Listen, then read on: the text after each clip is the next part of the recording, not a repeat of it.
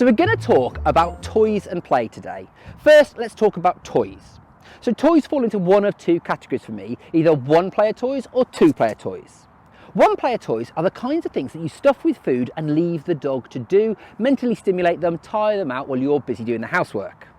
Two-player toys are the things that you keep in a box under the stairs that come out when it's time for you to engage with the dog and play with the dog.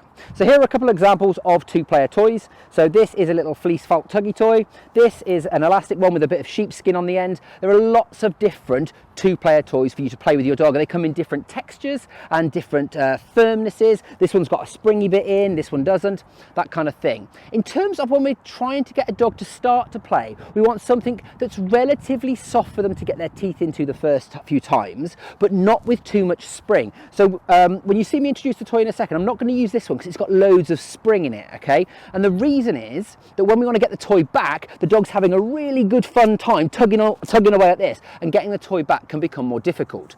So I'm going to introduce the toy with Sydney in a second, and we're going to use this little fleece felt tuggy toy. Now, when we're playing with dogs, you've got to remember a couple of rules, okay? So the first thing is, dogs are predators, okay? So this play motion is simulating that. We want this to be a little baby squirrel, okay? And what we're not going to do is start shoving it into the dog's face. That's not how a squirrel behaves. A squirrel does the opposite of that. A squirrel peeks out from his little hole like this, okay? He darts, he runs away, he hides from the dog, okay? That's what gets the dog going. Not going, here mate, and your face, in your face. So many pet owners make this mistake when they're trying to introduce toys to dogs, of shoving the toy at the dog rather than making the toy move away. Okay. The second thing is, when the dog has the toy, I want you to be a tiny bit careful with your body language. So I don't want you to be overbearing with it. The fact that when the dog's got the toy, you want to be leaning away. Okay. Oh, it's non-confrontational. It's a fun game. It should be fun, not leaning over the dog. Okay.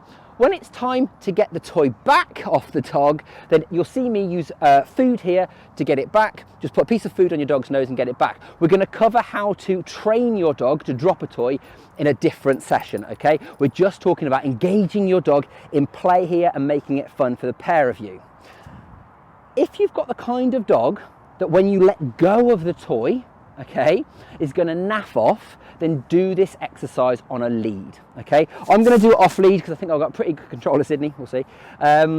So that when at some point during the play, you'll see me let go of the toy and back off from Sydney in an attempt to bring him into me, to bring the toy back to me, to want to restart the game with me. Okay, so I'm going to go through the steps now with Sid, and I'm going to talk through my best that I can whilst I'm busy playing, exactly what's going on. And hopefully give you a few little pointers for when you're playing with your own dog. So the first things first, I'm going to let Sydney know that the game is on, okay? So I'm going to start doing those little rabbit ears.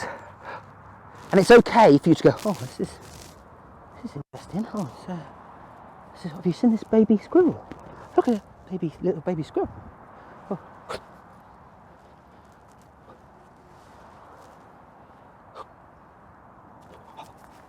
Oh, and it's game on. Okay, remember, I'm going to keep my body away from my dog. It's non-confrontational, okay? So I'm not fighting him for the toy, I'm playing with him. And at some point with Sydney, I'm going to let go of that toy and move away, so that he can restart the game with me. Oh my goodness, good boy, good boy. Away, my body's away from him here, look. Oh, he's pulling really hard. Oh my goodness, what a good boy. Nice open body language from me as Sydney comes back. Good boy, finished? Good lad.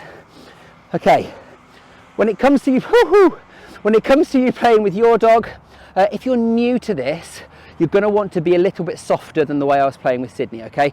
So you're going to start down much lower with your dog, your side body on, no confrontation. Bring the little squirrel out like this, okay? And then when the squirrel's going to make a dash for it, when your dog is interested in it, it's going to go down and across the floor. Like this, we get them going, oh my goodness, what a strong boy. And then you're going to let go of the toy, oh good boy, and move away. Oh good boy, well done. Finished, good lad. Okay, so in terms of getting your toy back from your dog, if your dog doesn't already have an out or a drop, then all you're going to do is put a little bit of food, he knows where the food's kept, put a little bit of food in your hand and pop it on the dog's nose as they're playing. Okay, good boy, nice. Good lad. Good boy. Just like that, okay? And the dog hopefully will come off. Like I said, we're going to train how to teach an out or a drop from your dog over the coming sessions. But today is about engaging with your dog, teaching them to play just like that. Good boy. Good lad. To learn more, hit that like button, subscribe, and hit the notification bell.